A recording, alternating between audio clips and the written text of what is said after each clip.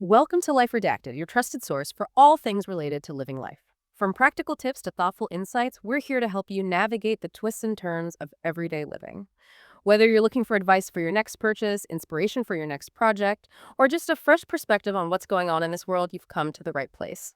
Love what you're hearing? Hit that subscribe button to stay in the loop on our latest episodes, and don't forget to give us a like if you're enjoying the show. It means the world to us and helps us reach more amazing listeners like you.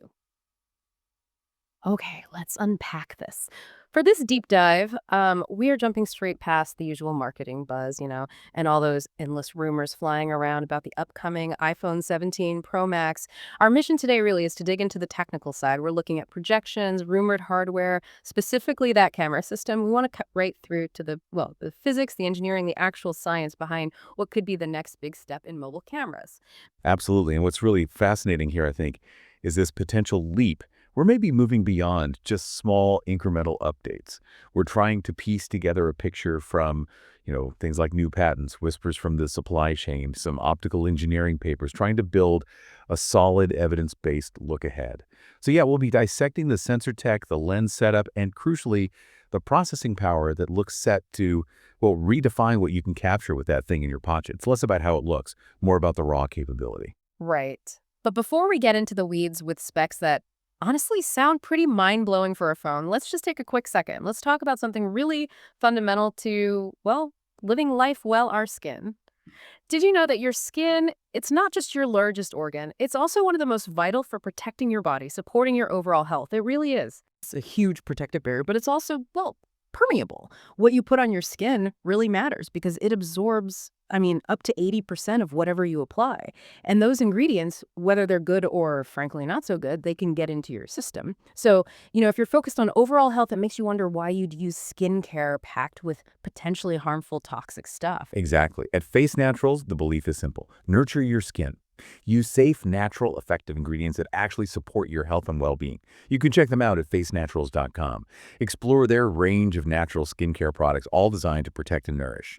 And if you visit facenaturals.com, you can save 10% on your next healthy skincare purchase. Remember, healthy skin starts here. All right, back to the tech. Let's tackle the biggest physical hurdle mobile photography has faced for, well, forever. Sensor size. The whispers, the patents, they all point to this device potentially smashing that ceiling. We're hearing about a 1-inch CMOS sensor. It's big for a phone. It really is. The basic physics don't change, right? Image quality fundamentally comes down to how much light you capture. And a 1-inch sensor. That's the kind of size you find in serious high-end compact cameras.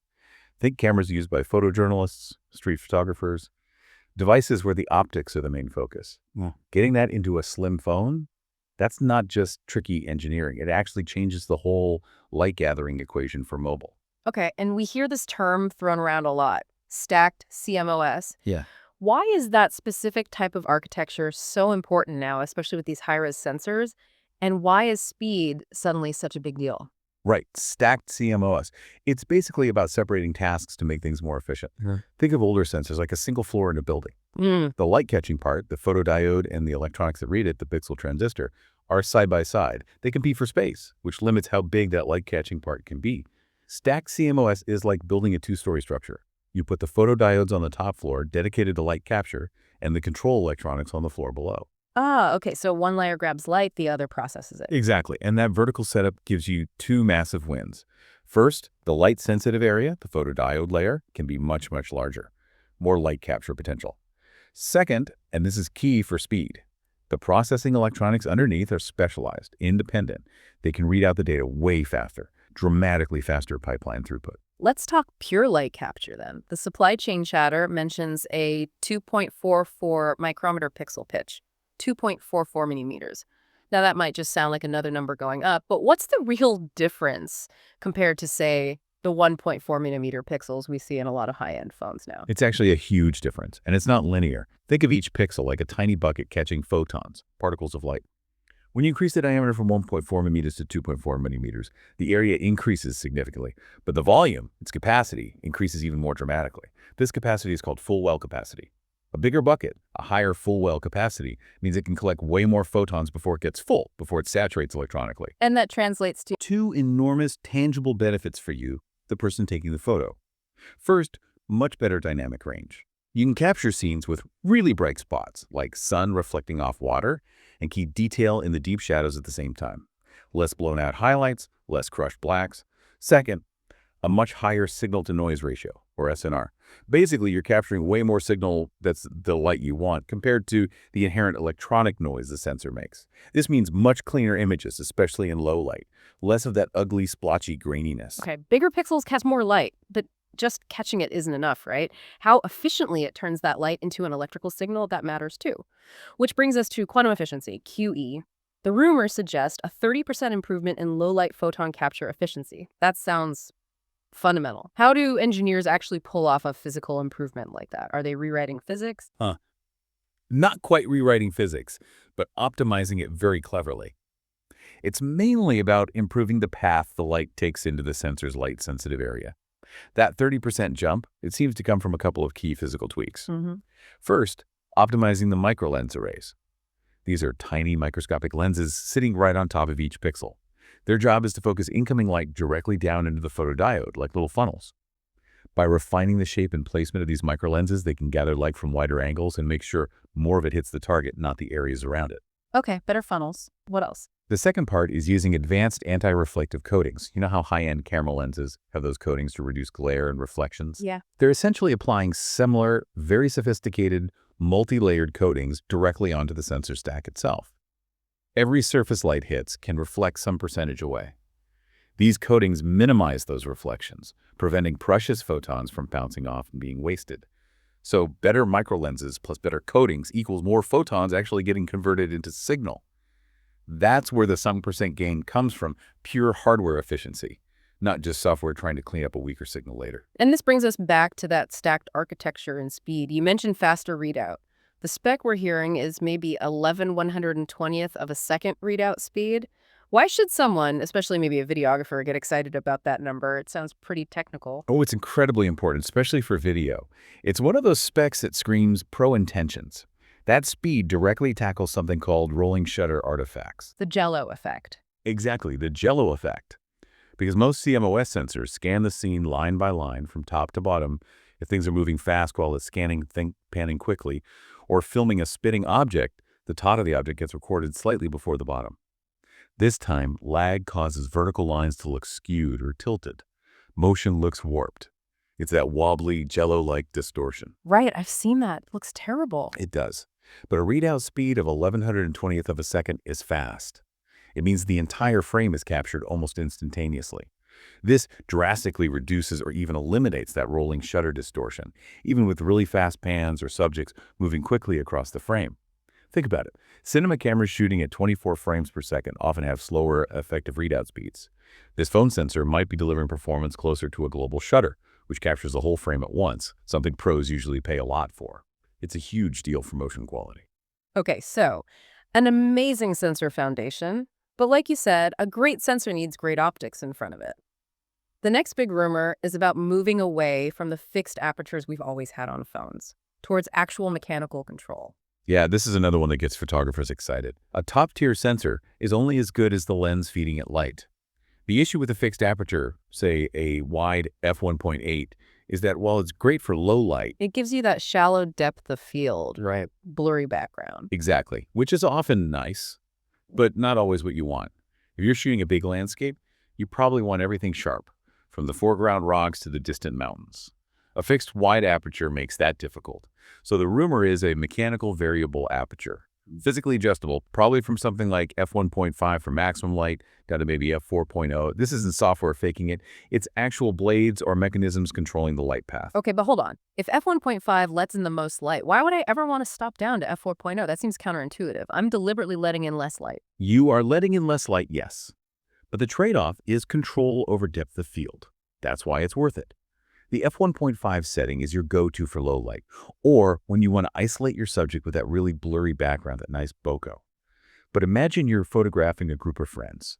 At f1.5, maybe only the person in the middle is perfectly sharp. Or that landscape you want front-to-back sharpness. By stopping down physically to f4.0, you increase the depth of field significantly. More of the scene, from near to far, will be in focus. It gives you creative control based on physics, letting you choose how much is sharp for artistic reasons, not just because the lens is stuck wide open. That's a level of control photographers haven't had on phones before. Control. Got it. Okay, beyond aperture, let's talk stability. We always hear about OIS, optical image stabilization, but the sources are pointing to something called second generation sensor shift OIS, and they mention this incredibly precise spec. Stabilization up to zero point 0.5 arc seconds. Now, an arc second, that sounds tiny. Can you put that number in context? Why is that level of precision important? It is incredibly precise. An arc second is 13/600th of a degree, so half an arc second. It's a staggeringly small angle. To give you a sense of scale, the full moon in the sky is about 1,800 arc seconds across. We're talking about the phone's ability to counteract movement by shifting the sensor itself with that level of micro precision. Okay. So compared to, say, a gimbal. Right. Good comparison. Some analysis suggests that even high-end external gimbals, the ones people buy specifically for smooth video, often operate with stabilization accuracy around maybe 2 or 3 arc seconds. So if this zero point 0.5 arc second spec is accurate, the phone's internal system could be 4, maybe even 6 times more precise than dedicated external gear. Wow. And the real world impact of that? It translates directly into much better low-light photos handheld and smoother video. Patents and analysis suggest this level of stabilization could let you shoot handheld at shutter speeds maybe up to 4 stops slower than you could before without getting blur from handshake. Slower shutter speed means more light hitting the sensor, so much brighter, cleaner shots in dim conditions without needing a tripod. So for video, we're talking potentially no need for a gimbal for most people. For a lot of common shooting scenarios, yeah. It effectively lets the sensor float and instantly counteract those tiny jitters from your hands with almost perfect compensation. So you get that really smooth, gimbal-like stability directly out of the phone for video. And for photos, as I said, it means much sharper handheld shots when the light gets low, because the shutter can stay open longer, collecting light without motion blur ruining the shot. Okay, one more hardware rumor before we jump to software. This one feels different. A redesigned lens mount that could support third-party lens adapters. Yeah. With electronic communication. That sounds like Apple opening up its walled garden a bit. Why would they do that? It feels like a very strategic move, Okay. aimed squarely at pulling in the professional and semi-pro crowd completely. Think about serious filmmakers or photographers. They often have a collection of specialized lenses.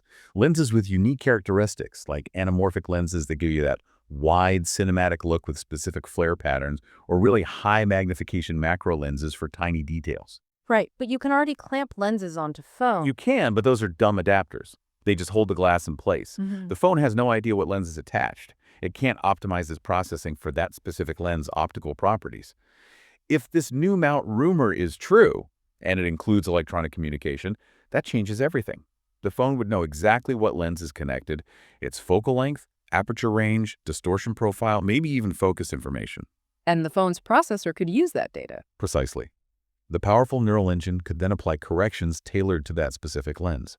It could compensate for known issues like chromatic aberration, color fringing, correct geometric distortion accurately, and integrate the lens characteristics into its computational photography algorithms. It basically transforms the phone from just a device with a good built-in camera into the brain of a truly modular imaging system. It bridges the gap to traditional camera systems and workflows in a way we haven't seen before on an iPhone. Okay, wow. The hardware sounds seriously impressive. That 1-inch sensor, the variable aperture, the stabilization. But we know the magic often happens in the software, the computational side. Let's talk about the force multiplier, that enhanced neural engine in the next A-series chip. Exactly. The hardware provides the potential, the raw data, but the neural engine is what unlocks it. It's not just about the chip being faster overall. It's about the dedicated AI processing cores getting a massive boost in TOPS tera operations per second. This raw computational power enables incredibly complex mathematical models to run in real time, making that amazing hardware perform even better than it could on its own.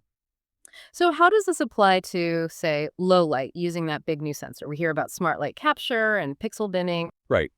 Pixel binning isn't new, but it becomes much more effective with a better starting point. So the sensor is physically large, capturing lots of light already. But in extremely dark situations, the system can intelligently switch to pixel binning. It might use quad Bayer, grouping 4 pixels, or even Nona Bayer, grouping 9 pixels. Essentially, it merges the light information gathered by adjacent physical pixels into one larger superpixel. Okay, but doesn't binning usually mean you lose resolution? You're combining pixels so the final image is smaller, right? Oh, that's the classic trade-off, yes. And on older phones, With smaller sensors, binning often resulted in a noticeably softer, lower resolution image, even if it was brighter. But here's the key difference. You're starting with a massive, high-resolution 1-inch sensor. Even when you combine, say, 9 of its pixels, the resulting superpixel is still physically large and gathers a huge amount of light data. So the final binned image ends up being significantly brighter and cleaner, with much lower noise, while still retaining a surprisingly high effective resolution, maybe comparable to or even better than the native resolution of previous phone sensors. The great hardware foundation means the computational trick works without the usual harsh penalties. Interesting. Okay, let's shift to portrait mode. Feels like every year we hear about better bokeh, better background blur. But the sources are hinting at something deeper now, modeling the optical characteristics of classic lenses. What does that actually mean for the pictures you take? It means moving beyond just faking blur based on a simple depth map. Older portrait modes basically figured out what was close and what was far, then applied a generic blur to the background. Like a cookie cutter blur. Pretty much. Now, the system is apparently using that powerful neural engine to computationally simulate how light actually behaves when passing through famous, expensive portrait lenses. Think of a classic 85mm f1.4 lens, known for its beautiful, creamy bokeh. The system tries to mathematically model that specific lens look, how the blur transitions, how it renders out-of-focus highlights, those little light circles, the specular highlights, the overall character of the blur. So not just blurry, but nicely blurry, like specific lens styles. Exactly. It aims to render the out-of-focus areas much more naturally, much more aesthetically pleasingly, mimicking the way real high-quality glass does it. Instead of just blur, you get simulated bokeh with specific qualities. It's a much more sophisticated approach. And what about cutting the subject out accurately? That's always been the tricky part, especially with hair or glasses. That also relies heavily on the enhanced neural engine for much better subject segmentation. It gets vastly better at understanding the boundaries, even complex ones. We're talking about fine strands of hair against a busy background, the gaps in glasses frames, maybe even things like chain-link fences. The goal is to eliminate that artificial-looking halo or blurry edge around the subject that instantly gives away that it's a digital effect. More precision means a more convincing, realistic portrait. Okay, the most advanced concept mentioned seems to be semantic rendering. That sounds very AI-driven. Can you break down what that means and why it needs so much processing power? Semantic rendering is really where the AI smarts come into play. It means the phone's image signal processor, the ISP, working with the neural engine, doesn't just apply one set of adjustments to the entire photo. Instead, it performs image recognition. It literally identifies different elements within the scene. It knows that's sky, that's skin, that's foliage, that's fabric, that's a building. It understands the content of the photo. It sees the picture like a human would, in a way. In a computational sense, yes. And because it knows what it's looking at, element by element, it can apply processing tailored specifically to that element. So it might decide this guy needs a specific type of noise reduction and maybe a saturation boost. Skin tones need very careful smoothing and color accuracy, avoiding making them look plastic. Foliage might benefit from enhanced green tones and sharpening. A brick wall needs texture enhancement without looking crunchy. So different adjustments for different parts of the same photo, all automatically. Exactly. It's a highly personalized, localized processing pipeline applied intelligently across the image. Instead of a one-size-fits-all filter, it's extracting the best possible quality from each part of the scene based on what it is. And doing that analysis and applying those targeted adjustments in the fraction of a second before you even see the final image, that takes immense computational horsepower. Wow, okay. Semantic rendering. That really highlights the intelligence leap. We'll take a quick pause here before we dive into the pro video side of things. As we talk about achieving peak performance in our tech, it's a good reminder about the performance of our own bodies. Health is key. Absolutely. And that includes taking care of our body's first line of defense. Remember, your skin isn't just your largest organ. It's vital for protection and overall health. And like we said, it absorbs a huge percentage of what you put on it, up to 80%. Those ingredients get into your system. So if you're aiming for a healthy lifestyle, using conventional skincare, potentially loaded with harmful, toxic stuff, it just doesn't align, does it? It really doesn't. That's why Face Naturals focuses on nurturing skin with ingredients that are safe, natural, and effective ones that actually support your well-being. You can find out more at facenaturals.com. They have a great range of natural products designed to protect and nourish. Plus, visiting facenaturals.com gets you 10% off your next healthy skincare purchase. Healthy skin starts here. Welcome back. So we've established this potential iPhone 17 Pro Max camera sounds incredible for stills. Now let's talk video. The iPhone's already huge for video, but these rumored specs seem aimed at making it a genuine tool for professional filmmakers. Yeah, the headline grabber here is definitely the potential for 8K video recording. We're talking 7680 by 420 pixels, potentially up to 60 frames per second. Now, the immediate question most people ask is, why? Right. I don't have an 8K TV. Most people don't. So beyond just having a bigger number, what's the actual practical advantage of shooting in 8K if my final video is going to be in 4K? It's all about flexibility in post-production. And future-proofing, yes, but mainly flexibility now. When you shoot in 8K, you're capturing 4 times the pixel information needed for a final 4K output. This gives you incredible leeway later on when you're editing. You can crop into the shot significantly, maybe punch in for a close-up, effectively getting 2 shots from one take. You can reframe the shot, maybe turn a horizontal shot into a vertical one for social media. You can also apply digital stabilization much more effectively. If a shot is a bit shaky, you can stabilize it digitally by cropping in slightly, and because you started with 8K, you still end up with a sharp, native 4K image. So it's like having extra resolution padding for editing tricks. Exactly. It's digital insurance. It gives filmmakers creative options they wouldn't have shooting natively in 4K. Plus, just the ability to handle 8K at 60 fps. That suggests serious processing power and thermal management upgrades throughout the phone, which benefits everything else too. Okay, resolution is one thing, but pros care a lot about color. We're seeing talk of 10-bit color depth and native ProRes RAW recording. This sounds like it's moving way beyond typical consumer video format. Absolutely. 10-bit color is basically a must-have for any serious video work today. Standard 8-bit video, which most phones and older cameras capture, records about 16.7 million colors per channel. Sounds like a lot. It does, but 10-bit captures over 1 billion colors per channel. That's 64 times more color information. Why does that matter? Smooth gradients. Ever seen a video of a sunset where the sky looks like it has distinct bands of color instead of a smooth transition? That's called color banding, and it's a limitation of 8-bit. 10-bit color provides enough shades to render those gradients smoothly, much more like what our eyes see. And for anyone doing color grading, adjusting the look and color of the video in post, that extra information in 10-bit gives you way more flexibility to push and pull the colors around without the image falling apart or looking artifacted. And ProRes RAW and Dolby Vision HDR. ProRes RAW is a professional codec developed by Apple. Recording in ProRes RAW means you're capturing footage with minimal processing, preserving as much of the original sensor data as possible. It gives editors maximum control over things like white balance, exposure, and color in post. Crucially, it integrates perfectly into professional editing software like Final Cut Pro or DaVinci Resolve. It just works within those high-end workflows, saving time and hassle. Dolby Vision HDR is about delivering high dynamic range video with dynamic metadata, making sure the video looks great on modern HDR TVs and displays, preserving details in both the brightest highlights and darkest shadows. Speaking of dynamic range, there's also mention of real-time HDR support. How does the phone handle scenes where the light changes rapidly, like someone walking from shadow into bright sun? How does it keep everything exposed well? That's where dynamic metadata, like that used in Dolby Vision, comes in. Instead of applying one fixed tone map to the entire video clip, which might work for some parts but not others, real-time HDR systems analyze the scene and adjust the tone mapping on a frame-by-frame basis.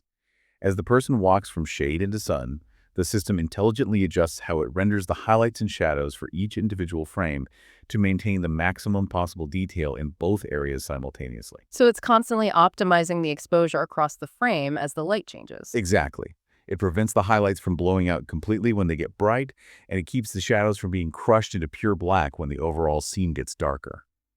It aims to give you optimally exposed footage throughout the clip, even in challenging, changing light.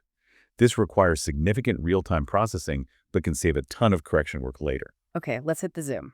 This has always felt like an area where iPhones maybe lagged a bit behind some competitors' optical reach. The big rumor here is a folded periscope telephoto lens. Yes, this looks like Apple finally addressing that perceived gap and potentially even leaping ahead.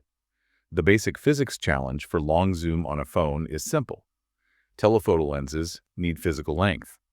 More magnification generally requires more distance between the lens elements. You obviously can't have a lens sticking inches out of the back of a thin phone. So how does this folded or periscope design get around that? How do they fit a long lens into a slim body? It's a clever optical trick, much like a submarine's periscope. Inside the camera module, they place a prism, or potentially a mirror system. This prism bends the incoming light path by 90 degrees. This means the actual lens elements that provide the magnification, the longest part of the telephoto system, can then be arranged horizontally along the width or length of the phone's body, instead of needing to be stacked vertically and sticking out. Ah, so it lays the lens components down flat inside the phone, using the prism to redirect the light. Precisely. It's smart packaging that allows for a much longer effective focal length without making the phone thicker. The projections we're seeing suggest this could enable a true 10x optical zoom. That's roughly equivalent to a 240mm lens on a full-frame camera, which is significant telephoto reach. 10x optical sounds great. But zoom isn't just about the maximum reach, it's about the journey there. You don't want jarring jumps between lenses. How does that massive 1-inch main sensor potentially help make the whole zoom experience smoother and more versatile? This is where having that fantastic main sensor really pays off for the entire system. Because the 1-inch sensor captures such a huge amount of high-resolution data, the phone can perform a very high-quality digital zoom from the main sensor for the initial part of the range.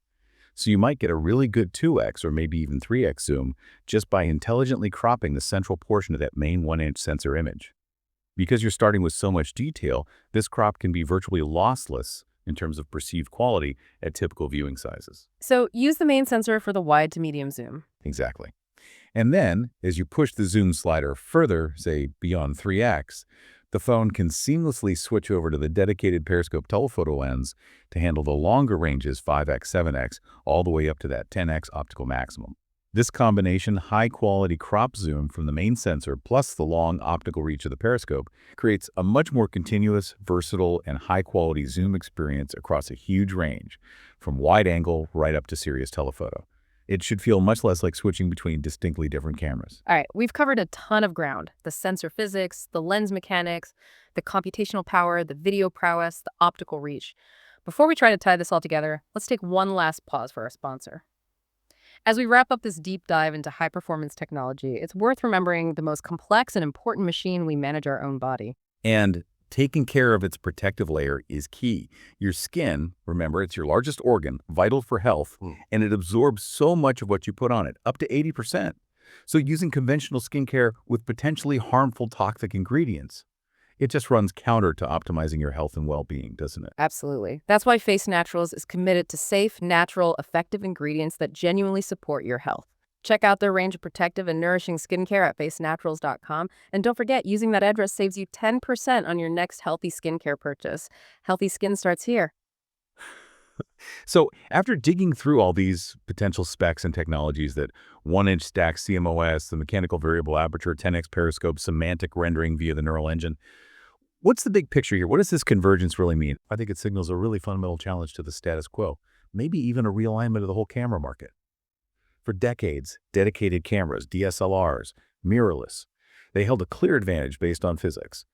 Bigger sensors, better interchangeable lenses. This potential device, if the rumors hold true, dramatically shrinks that hardware gap. We're talking about integrating a sensor size previously reserved for dedicated cameras, adding sophisticated lens control like variable aperture, potentially even modular lens support. It feels like a shift away from mobile photography being primarily about computational tricks making up for weaker hardware. This sounds like a system where you have truly advanced optics and powerful computation working together, each enhancing the other. So less compensating, more augmenting. Exactly. It's using computational power to exploit the physics of that great hardware even further, to enhance the physical reality captured by the sensor and lens, not just trying to imitate it.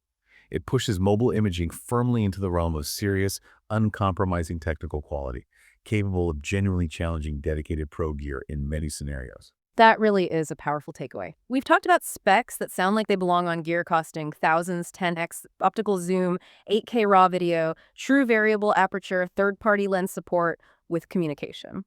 So here's the final thought for you, our listener. If a device you carry in your pocket every day becomes technically capable enough to be a primary camera for serious filmmakers, for professional photographers, what does that level of democratization actually mean for high-end visual storytelling? When the barrier to entry for capturing technically brilliant images and video becomes this low, what will truly distinguish professional work going forward? Is it purely down to vision and skill now? It's something profound to think about. It certainly forces a focus, doesn't it? If the tool itself becomes this capable and accessible, the value proposition has to shift almost entirely to the human element. The creativity, the storytelling, the unique perspective, the craft beyond the tech specs. The vision behind the lens becomes paramount. Thank you so much for listening to Life Redacted. We truly appreciate having you join us each week to explore the life, insights, and conversations that matter.